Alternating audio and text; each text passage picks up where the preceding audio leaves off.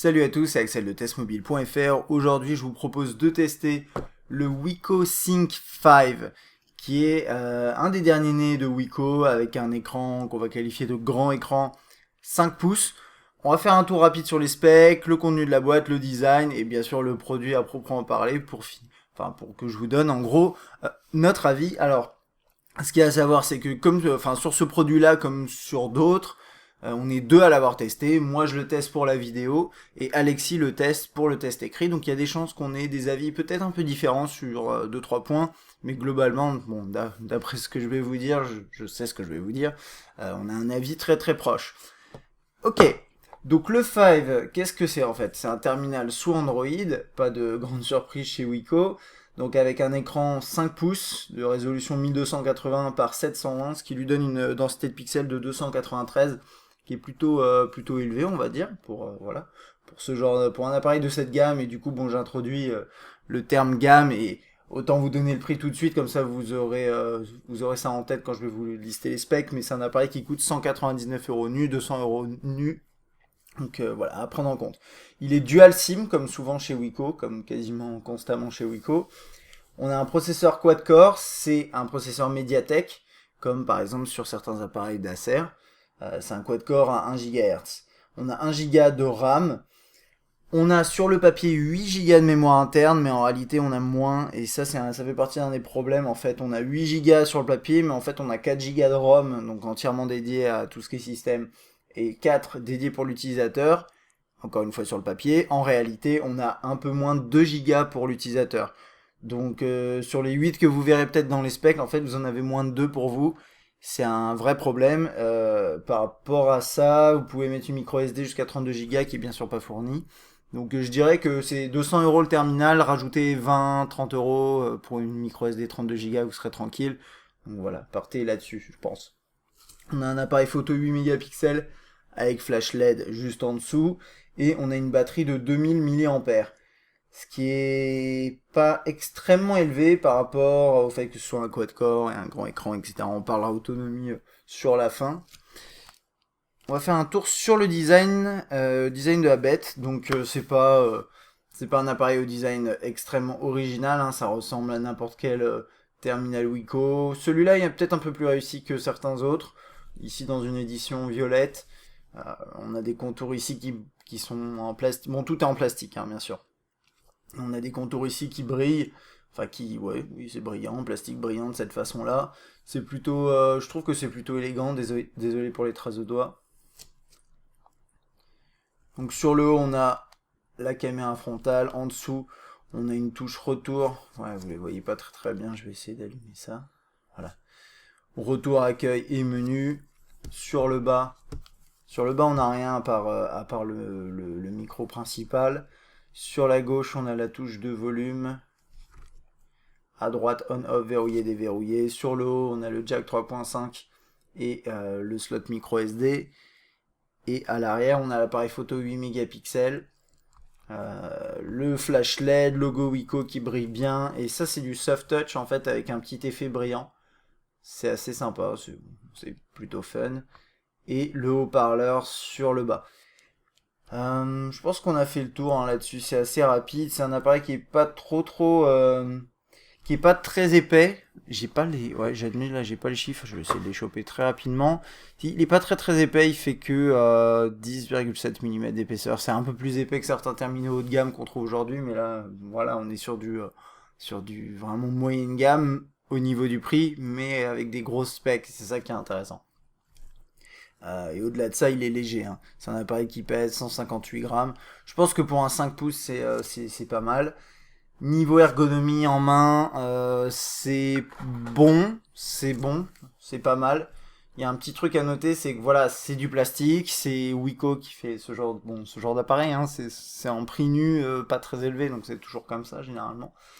Mais on a vraiment le côté plastique, on le sent bien, c'est pas forcément problématique, hein, ça va dépendre de vous. Il y a des légers craquements. On les entend peut-être pas là, mais il y en a des très légers, notamment quand on appuie un peu sur l'écran. Faut pas s'attendre à ne pas en avoir sur ce genre d'appareil. J'aurais aimé, oui, que effectivement le design soit un tout petit peu plus compact et et qu'on n'ait pas cette sensation de plastique. Mais bon voilà, là, pour ce prix là je pense que c'est décent. Et c'est vrai qu'il y a quelques craquements, mais c'est pas non plus rédhibitoire. Voilà, quand on appuie ici, on les entend bien quand même. Voilà, et puis je vais ouvrir l'arrière, même si j'ai pas souvent l'habitude de le faire, parce que comme c'est un appareil dual SIM, je voulais vous montrer ça. Voilà, hein, la coque arrière en plastique.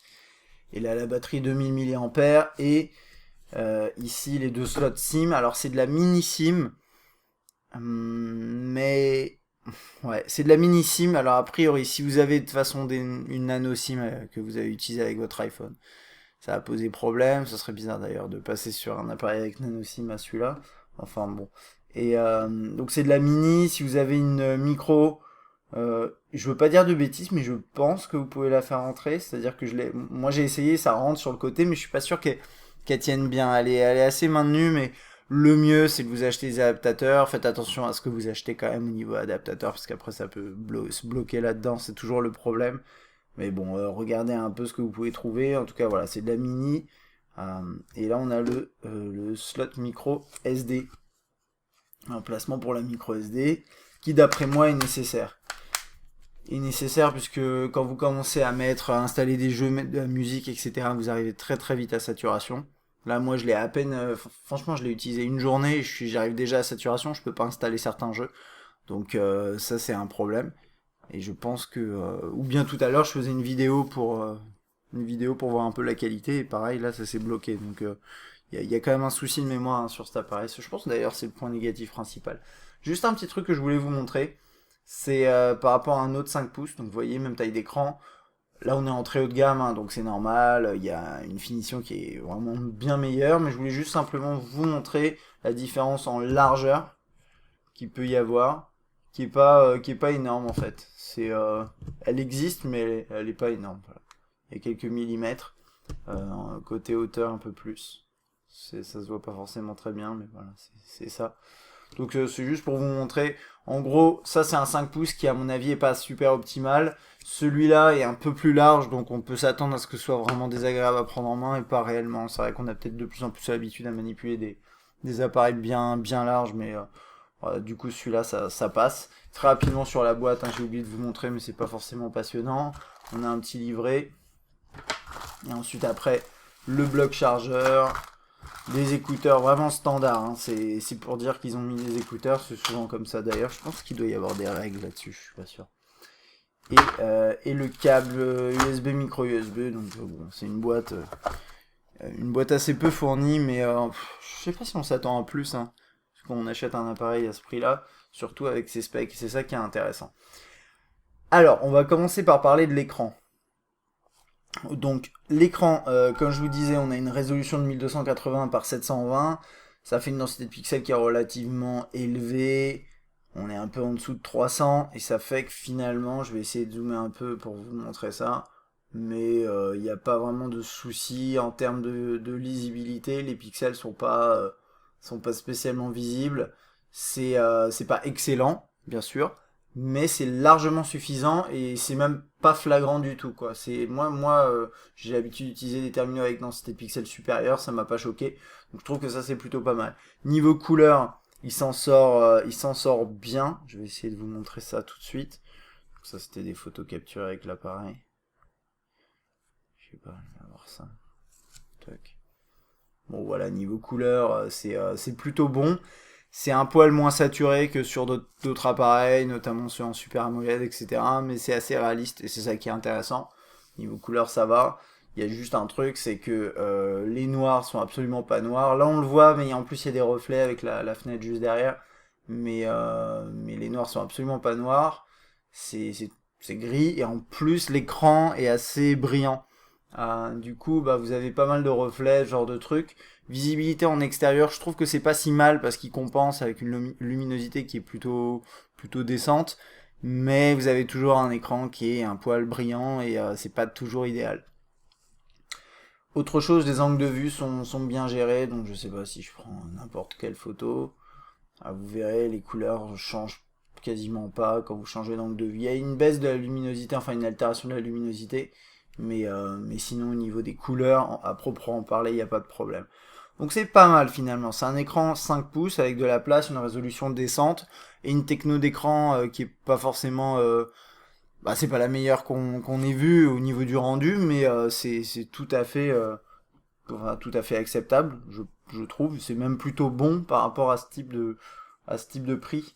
Donc voilà. Alors, qu'est-ce qu'on a comme souvent chez Wiko? On a ici du Android 4.1.2 avec une très légère surcouche. On pourrait même dire qu'il n'y a pas de surcouche, mais si, il y en a quand même une qui fait qu'il y a deux trois petits trucs en plus. Il y a des éléments un peu étranges aussi dont on va parler tout au long du test, mais globalement, si vous avez vu notre test du Pix par exemple, bah, c'est à peu près la même chose, hein, voire exactement la même chose a priori, à part s'il y a eu une mise à jour depuis, je suis pas trop sûr. Donc là, on a le tiroir des notifications avec quelques fonctionnalités qui sont proposées en accès rapide, donc par exemple luminosité, délai d'attente, le GPS, Wi-Fi, etc. Ça, c'est pas des trucs qu'on a de base dans Android. Là, dans les paramètres, on a juste des icônes de couleurs pour personnaliser ça, mais sinon c'est la même chose que ce qu'on trouve normalement dans Android. Côté stockage, hein, je voulais juste vous montrer ça, mais c'est assez flagrant. Là on voit, il nous dit espace total 1,66 Go alors qu'on est censé en avoir 8 ou 4. Donc c'est pas excellent. Bon, si on met une micro SD, après on pourra choisir le stockage par défaut. Et pour les photos, les vidéos, c'est nécessaire. Mais bon, ça c'est un des problèmes, hein, comme je vous disais, c'est la mémoire sur cet appareil. Côté accueil, tout ce qui tourne autour de l'accueil du menu, c'est classique. On change fond d'écran animé, la galerie, on rentre dans le menu principal qui fonctionne comme ça, et on a les widgets qui s'affichent ici. Alors, côté widget, c'est assez classique, avec peut-être quelques petits trucs, genre là, une horloge en plus. Après, vous pouvez en installer, hein, toujours. Non, franchement, on n'a pas grand chose en plus. On a juste ouais, là, un petit widget en 3D. Je regarde ce qu'on a d'autre. Ah, non, c'est tout. Il y a vraiment pas grand chose là-dedans. Et c'est globalement la logique à avoir quand vous achetez un appareil comme ça. Vous avez une surcouche qui est assez pauvre. Et ça peut plaire à beaucoup. Et en plus de ça, en fait, ça signifie que vous allez enrichir ensuite votre appareil avec des applications gratuites ou payantes. Donc vous compensez un peu ça. Et si vous voyez qu'il y a des fonctionnalités qui manquent, bah, vous pouvez toujours installer une application qui le fait sur le Play Store. C'est toujours ça qui est sympa dans Android, mais pas uniquement, hein, sur n'importe quel smartphone. Et puis également, si l'interface vous plaît pas, vous pouvez installer des launchers, ce genre de trucs. Mais bon, là, ça c'est valable pour tous les terminaux Android. Alors, ensuite, vous rentrez là-dedans. Alors, moi, je vais pas pouvoir vous montrer comment ça fonctionne en dual SIM. Je vous invite à lire le test écrit dans lequel on aborde ce sujet-là. Mais en gros, quand vous êtes en dual SIM, vous avez ensuite la possibilité de passer un appel avec une SIM ou l'autre, recevoir un appel, et vous avez l'identification de la SIM en question. Pour les textos, c'est la même chose. Enfin bon. Il fonctionne de la même façon que tous les autres Wiko en dual SIM, et c'est très très agréable, c'est bien fait. Hop, j'entre un numéro, il y a des propositions qui s'affichent. Je peux défiler de cette façon-là, le journal, les contacts en accès rapide, et au niveau des contacts ensuite ici, c'est classique Android, c'est-à-dire qu'il va pas y avoir énormément d'informations qui va s'afficher. Voilà, vous avez là, ce compte-là il est vide. Mais bon, vous avez l'avatar, tout ce qui est numéro de téléphone, adresse, ce genre de trucs. Et ensuite, après, si vous synchronisez avec d'autres comptes, vous allez avoir... en fait, dans cette version d'Android, ça va être surtout une synchronisation avec Google+. Vous allez avoir les statuts Google+, affichés, ce genre de trucs. Mais c'est vraiment le seul élément d'intégration sociale vraiment qu'on voit sur ces terminaux-là. Et bon, c'est pas forcément gênant, moi je trouve. Donc là, dans le dock, il y a un trou. Mais c'est à moi ensuite de compenser, enfin de compléter, hein, si je veux mettre quelque chose. C'est comme sur tous ces terminaux. Côté message, c'est de la discussion par bulle, hein, très très classique. Et vous avez juste ce petit truc là qui permet d'insérer des smileys très rapidement et des pièces jointes également. C'est assez bien fait. Et si vous voulez entrer du texte, alors vous avez vous avez pas vraiment deux claviers, mais vous avez la saisie vocale et le clavier Android AOSP, c'est le clavier vraiment de base dans Android, qui est plutôt bien. Il y a une question que je me posais, bon, je vais répondre, je vais essayer et c'est pas ça que je voulais faire. Je vais essayer de répondre en direct là, comme ça. Normalement, vu que, je sais plus si, du coup, on a la saisie en traçant des lignes, j'ai un doute, là, sur le numéro de version. Apparemment non, voilà, bon. Ça c'est pas grave, s'il passe en 4.2, je pense que c'est à ce moment-là que ça arrive, j'ai un léger doute, mais je pense que c'est ça. Et ouais, ça a l'air d'être ça, Steam, parce que... ok. Bon, peu importe. En tout cas, là, vous avez un clavier qui est pas mal. C'est le clavier de base dans Android, donc par exemple, vous commencez à écrire, vous avez des propositions en bas qui vont s'afficher, et vous pouvez très facilement en sélectionner une. Hop. Bon, là, par exemple, voilà, j'écris vous, fallait que je sélectionne. Comment vous allez? C'est pas très français d'écrire ça comme ça, mais c'est pas grave. Et comment allez-vous? Et bref. Et donc ça c'est le clavier comme ça, vous l'avez aussi en paysage. Et comme d'habitude dans Android, si vous n'aimez pas ce clavier, parce qu'il n'est pas non plus excellent, c'est pas le clavier le plus intelligent proposé sous Android, si vous n'aimez pas ce clavier, vous pouvez toujours le remplacer par un autre, comme par exemple SwiftKey, Swipe ou un autre système, payant ou gratuit, disponible sur le Play Store. Alors dans le menu, vous avez une application To-Do List de cette façon-là. Ça on la connaît bien, c'est vraiment une application de base. Le seul problème de cette application, c'est qu'elle n'est pas synchronisée avec d'un Google Task ou par exemple Google Keep. Mais si vous n'aimez pas celle-là, vous pouvez en installer d'autres sur le Play Store qui sont gratuites, ou Google Keep aussi qui est bien. Donc si vous avez besoin de synchronisation, il y a ça. Actualité météo, l'agenda, qui est l'agenda de base dans Android. Ce qui est assez étrange, et je ne sais pas si c'est un phénomène qu'on retrouve normalement sur tous les terminaux qui utilisent ce calendrier par défaut, mais c'est qu'en gros vous avez ce calendrier, mais quand vous allez dans le Play Store et que vous recherchez justement Calendar, le calendrier de base d'Android, eh ben, il va vous dire que vous pouvez l'installer, non pas que c'est celui-là, il le détecte pas. Donc je sais pas exactement comment ça se passe côté constructeur et sur couche, à mon avis il l'intègre vraiment indépendamment, c'est-à-dire que vous pouvez installer, vous pouvez très bien vous dire j'installe celui de Google. Par contre le problème, si je me trompe pas, c'est que ça va être impossible de désinstaller celui-là. Ouais, ça veut pas être possible. Alors que là on peut désinstaller, et pour le calendrier on peut pas. Donc en gros vous n'allez pas pouvoir bénéficier a priori des mises à jour en direct sur le Play Store pour l'application Agenda, et peut-être d'autres également.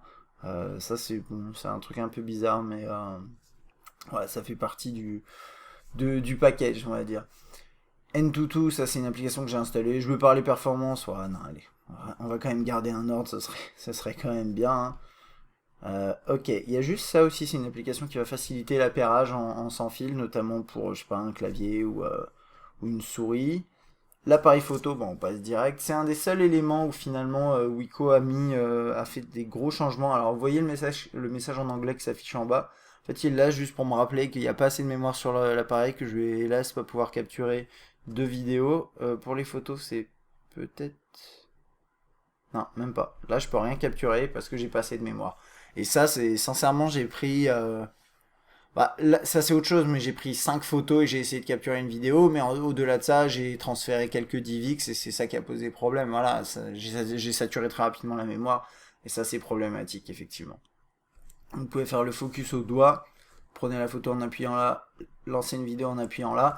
C'est bien parce que vous avez tout dans la même interface, comme on le trouve généralement sur voilà, tous ces terminaux. Enfin de plus en plus d'appareils Android. Vous avez le mode HDR qui est pas trop mal, vous le verrez dans les échantillons, et un mode beauté qui est juste là. Vous avez quelques paramètres, enregistrer la position, gestion de l'exposition, effet de couleur, mode scène. Hop. Donc nuit, faites portrait. Pas mal de modes, dont photo stable. Alors ça j'ai pas essayé à voir. Alors ça peut être pas mal pour stabiliser un petit peu quand vous prenez une photo. Bon, ça reste logiciel hein, derrière. Bon. Et ensuite vous avez un retardateur, capture continue qui vous permet de prendre plusieurs photos rapidement. Enfin en tout cas vous allez pouvoir prendre beaucoup de photos rapidement comme ça. Et taille d'écran, la 8 méga, enfin taille d'image pardon, la définition, donc vous pouvez changer ça de VGA à 8 mégapixels des ISO. Et ensuite la gestion vidéo, microphone, mode audio et la qualité. Alors il n'y a pas vraiment la définition qui s'affiche, mais voilà, si vous choisissez haute qualité, vous allez filmer dans la définition max qui est normalement 1080p. Là j'ai un léger doute, mais normalement c'est du 1080p. Ouais, ça s'affiche pas là, mais je pense que c'est du 1080. Donc ça, c'est à peu près tout pour l'appareil photo. Vous verrez les échantillons sur le test écrit. La boîte à outils, calculatrice, bon, calculatrice de base. Pour le web, on a deux navigateurs. Alors on a ce navigateur-là qu'on trouve dans Android de base depuis ICS et qui est maintenant remplacé petit à petit par Google Chrome. Donc qui est bien, qui offre un petit peu moins de fonctionnalités que Google Chrome, qui est tout aussi fluide. Enfin là par exemple l'expérience est vraiment bonne et puis on a un écran 5 pouces avec une bonne résolution, donc c'est franchement confortable quoi. Quand vous surfez sur internet, c'est agréable, il n'y a pas de souci. Vous avez un système d'onglets ici, vous pouvez ouvrir de nouveaux onglets, accéder à vos favoris, ce genre de choses. Donc c'est vraiment je pense que vous le connaissez, hein, ce navigateur, et c'est tout à fait fluide quand vous l'utilisez. Et puis ensuite on a Chrome, qui fonctionne quasiment de la même façon, hein. Franchement il n'y a pas de grosse différence. Voilà, je vais attendre, est-ce que ça a fini de charger? Non, pas encore. Le seul petit truc que moi j'ai constaté, alors c'est peut-être parce que Chrome charge plus d'éléments, je ne sais pas, c'est que l'expérience est un tout petit peu moins fluide que dans le précédent. Et ça arrive souvent hein, sur les smartphones récents qu'on teste où ils offrent les deux navigateurs, c'est que Chrome est mieux niveau fonctionnalité, mais offre légèrement une expérience légèrement moins fluide, je trouve, que sur le précédent en fait navigateur. Comme d'habitude, hein, le gros plus pour moi de Google Chrome pour Android, c'est que vous le synchronisez avec votre compte Google, et si vous utilisez Chrome sur votre ordinateur, vous retrouverez vos onglets, vos favoris, vos historiques. Si j'appuie là et que voilà, je commence à taper The Verge, je suis pas du tout allé sur ce site depuis que j'ai configuré le téléphone, mais il va me le proposer parce que ça fait partie des URL où je suis déjà allé, quoi. Donc ça c'est quand même agréable, et moyennant quoi, si vous avez un souci de fluidité avec ce navigateur, vous pouvez très bien basculer sur l'autre, mais globalement l'expérience est bonne. Après ça va dépendre de l'application que vous utilisez. Un dictaphone, bon, toujours pratique, hein, classique. Ensuite après pour tout ce qui est email, alors j'ai pas configuré ce client là, je suis désolé, mais c'est le client en fait de base dans Android, qui est pas mal et qui permet de configurer n'importe quel fournisseur d'email, et plusieurs d'ailleurs. Et ensuite vous avez votre Gmail, avec ici également plusieurs comptes si vous en avez plusieurs. Voilà, j'en ai configuré qu'un seul et qui est excellent. Là c'est pas la toute dernière version du client Gmail, vous pouvez faire la mise à jour et vous aurez la 4.5 qui est encore plus réactive, donc là-dessus il n'y a pas de souci. De toute façon niveau email, Android, enfin il n'y a pas grand chose à dire, vous avez des widgets, les notifications, vous avez plusieurs clients que vous pouvez installer et qui marchent très bien. Là-dessus moi j'ai pas grand chose à dire. La galerie, vous l'avez vu un peu tout à l'heure, hein, mais c'est la galerie de base dans Android, qui marche tout à fait bien. Ce que j'aime bien, c'est que c'est très réactif, hein. Vous voyez, on peut défiler très vite. Double tap, hop. Donc voilà, ça c'est top. Vous avez les options de partage ici, classique Android. Là-dessus, moi je dirais juste, voilà, 5 pouces, c'est agréable pour apprécier vos photos. Ça marche très bien. La qualité est plutôt bonne au niveau des photos, et ensuite derrière les couleurs sont réalistes au niveau de l'écran, enfin assez fiables. Donc là-dessus c'est juste que effectivement l'application est basique, lieu, heure, etc. C'est vraiment l'application de base dans Android, mais elle est fonctionnelle, tout à fait fonctionnelle, et là-dessus j'ai pas grand chose à dire. Ça marche bien, voilà. Parfois il n'y a pas forcément besoin d'avoir une surcouche pour avoir quelque chose qui fonctionne, et en l'occurrence ici c'est pas mal. Gestionnaire de fichiers, donc ça c'est extrêmement pratique. Le nombre de terminaux avec lesquels je termine finalement, parce que la surcouche, enfin le constructeur enlève ce genre de fonctionnalité ou ne l'ajoute pas, et là, là on l'a directement, et après, moi je finis souvent sur le Play Store à installer, je sais pas, ES Explorer ou ce genre de truc. Là vous l'avez directement, ça peut être pratique. L'horloge, bon, ça c'est l'horloge vraiment de base. C'est pas l'application que je préfère. J'aime bien par contre là quand les constructeurs me font un peu de zèle et modifient un peu ça, mais là ici ça marche pas mal. Alors ensuite, pour tout ce qui est musique et vidéo, vous avez plusieurs possibilités. Déjà pour les vidéos, vous pouvez les lire avec la galerie classique. Ensuite, après, vous pouvez aller dans le lecteur Google Vidéo, qui est une interface tout à fait ignoble. Enfin, elle fait le boulot, mais elle est très basique. Et c'est trop... Pour moi, c'est trop simple. Mais c'est vrai que ça fonctionne. ça lit différents formats. Si vous n'aimez pas ça ou si vous avez des problèmes de compatibilité avec certains formats, vous pouvez tout à fait installer d'autres lecteurs sur le Play Store. Ça, c'est pour les vidéos. Ensuite, pour les musiques, on a ce lecteur-là, qui est très très basique également, mais qui fait le boulot, mais même un peu mieux quand même que pour les vidéos, parce qu'on a album, artiste, titre. On rentre dans un artiste, on a les albums, on ouvre l'album, on a la pochette en fond, voilà, c'est quand même sympa. Et l'interface là est pas non plus moche. Voilà. Encore une fois, c'est pas l'interface la plus élégante qu'on connaisse. Et d'ailleurs là-dessus, normalement, enfin, ouais, Wiko a dû faire quelques ajustements. Elle ressemble pas exactement à ça par défaut dans Android. Et puis après, vous avez un petit lecteur ici, qui est pas, vous n'avez pas la fonction pause en tout cas ici. Voilà. Mais ça va dépendre. Il me semble que, on va regarder ça après avec le deuxième lecteur. Et si j'avais mis le widget, hein, je l'aurais là, je l'ai pas mis, mais voici, il est là. Voilà, celui-là. Très très classique. Du coup, je vais quand même regarder très rapidement la deuxième application de lecture musicale qui s'appelle Play Music, et là qui est quand même un petit peu plus sympa. Alors, j'ai pas fait toutes les mises à jour, je suis vraiment désolé, j'ai pas fait toutes les mises à jour, mais ça c'est pas la dernière version de l'application musicale de Google. D'ailleurs, attendez, ça va pas, je vais la mettre à jour. Play Music. Je sais pas si... Ouais, si normalement je devrais la trouver. Voilà, c'est celle-là. Je vais vous montrer les captures, hein, mais en gros, je pense que vous la connaissez déjà, mais c'est celle-là qui est vraiment très sympa. Elle est très réussie graphiquement, il y a plein de fonctionnalités, vous avez la possibilité d'avoir vos fichiers dans le cloud, et à terme, vous aurez aussi All Access, qui est une sorte de fonctionnalité comme type Spotify ou Deezer, payant 9 euros par mois, donc c'est ce genre de truc. Pour la musique, je vous conseille largement d'utiliser celui-là. Après, il y a un truc à savoir, c'est que, donc, côté haut-parleur, je vais garder celui-là.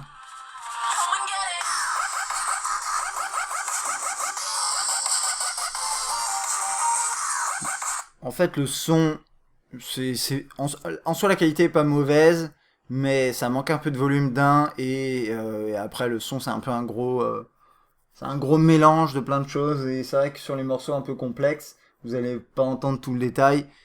Là-dessus, normalement, on répond à cette problématique en utilisant un casque, des écouteurs, etc. Bon, pas les écouteurs proposés par défaut qui sont pas terribles, mais votre casque à vous.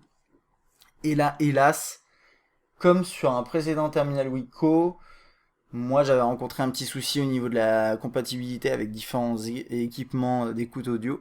Et là j'ai retrouvé le même, c'est-à-dire qu'en écoutant avec un de mes casques, donc là je sais pas, j'ai deux casques, j'ai un Bose, ça fonctionne bien, le son est bon. Et puis j'en ai un autre, c'est un Sennheiser je crois, ouais c'est ça. Et là par contre, le son est mauvais, c'est-à-dire qu'il manque certains éléments dans la musique, c'est très bizarre. Donc il y a un problème de compatibilité, c'est dommage parce que si vous avez qu'un seul casque ou une paire d'écouteurs, vous allez être bloqué là-dessus. Et je sais pas si ça peut être réglé par des mises à jour, je pense que oui. Moyennant quoi, je trouve que c'est un petit peu rude quand même de la part de Wiko, là, tous ces petits problèmes-là, ce petit problème en particulier que j'avais déjà constaté chez Wiko, et on aimerait bien quand même pas le trouver. Donc bon, là-dessus, un petit point négatif quand même.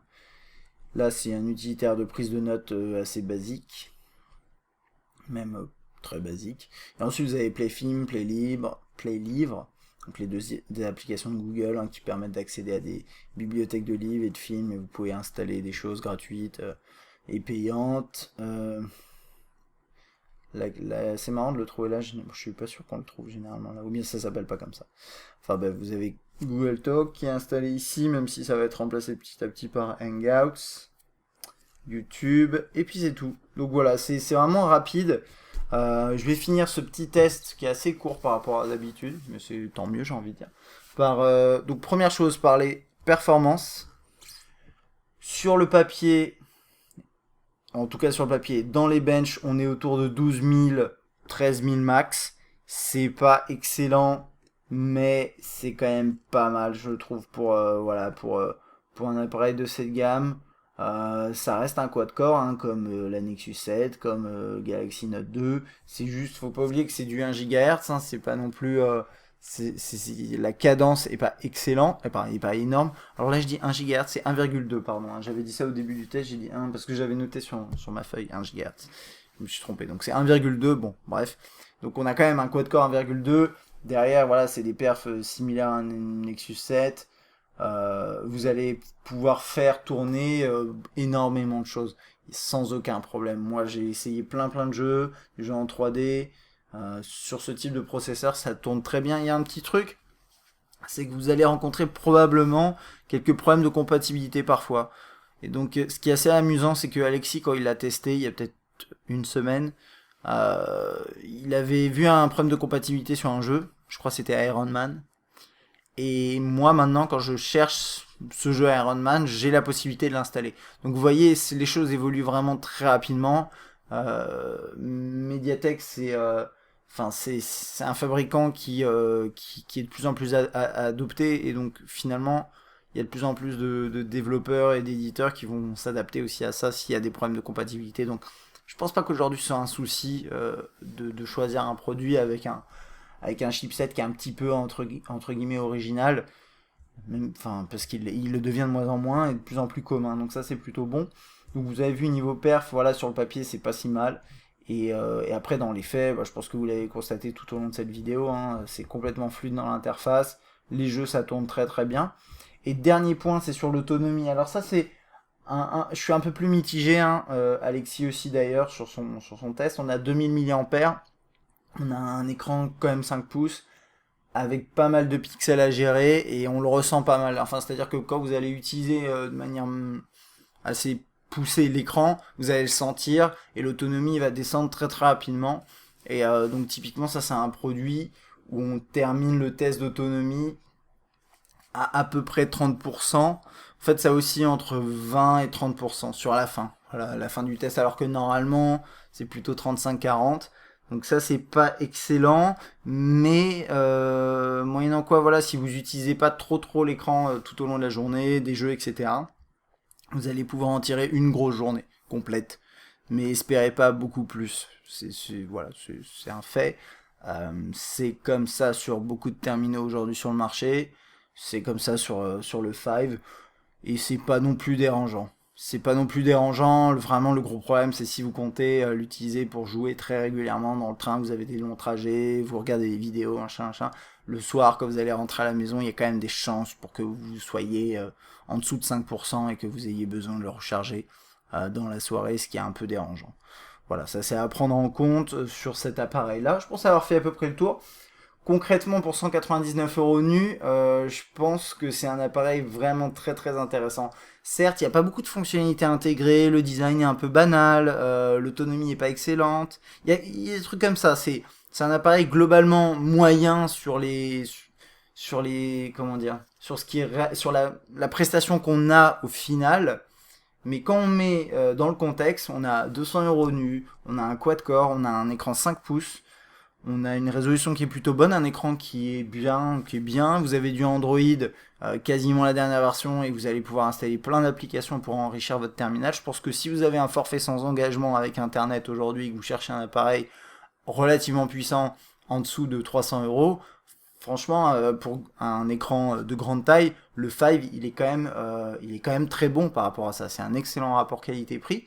Donc voilà, ça va dépendre de vos besoins. Si vous cherchez plus du premium, forcément, il va falloir mettre plus d'argent sur la table. Mais si vous avez besoin d'un appareil qui n'est pas forcément ultra premium en termes de design, mais qui offre une prestation moyenne, mais avec quand même le quad-core, ce qui est important, et une grande taille d'écran, le 5 est intéressant. Si vous avez des questions sur ce terminal, n'hésitez pas. Et moi, je vous dis à bientôt.